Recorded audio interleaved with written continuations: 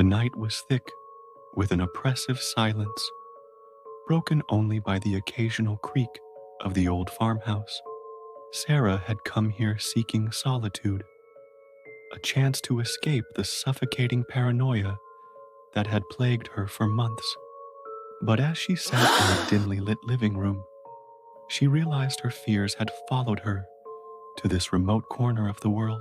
The flickering candlelight cast eerie shadows on the walls, making the room feel alive with unseen presences.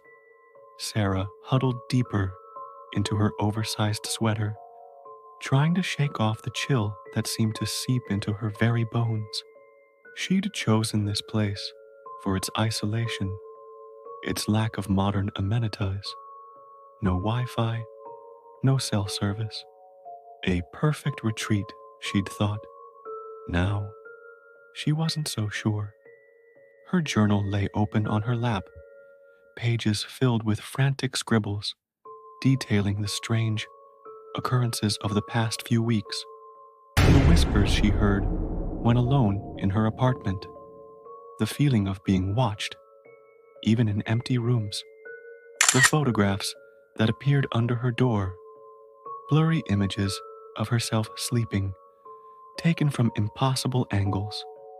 A sudden gust of wind rattled the windows, making Sarah jump. Her eyes darted to the darkened glass, half expecting to see a face peering in. But there was only her own reflection, pale and wide-eyed with fear.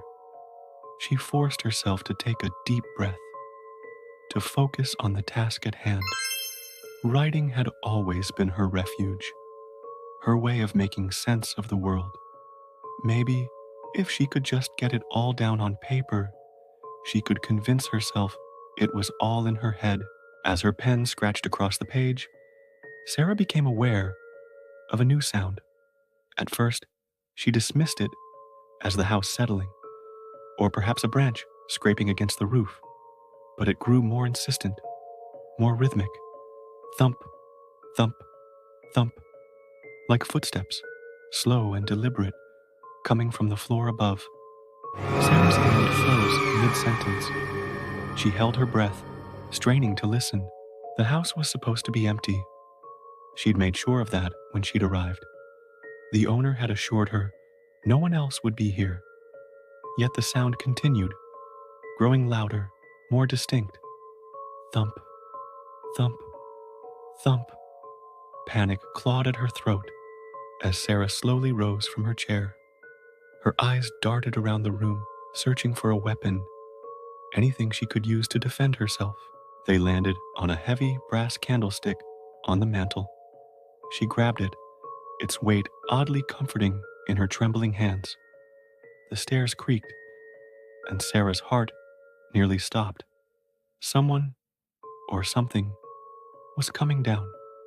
She backed away, pressing herself against the wall, willing herself to disappear into the shadows.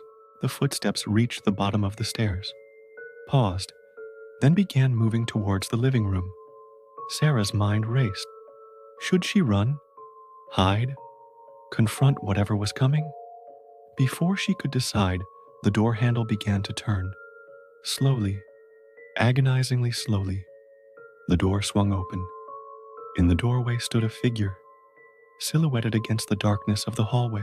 Sarah's grip tightened on the candlestick, her breath coming in short, sharp gasps.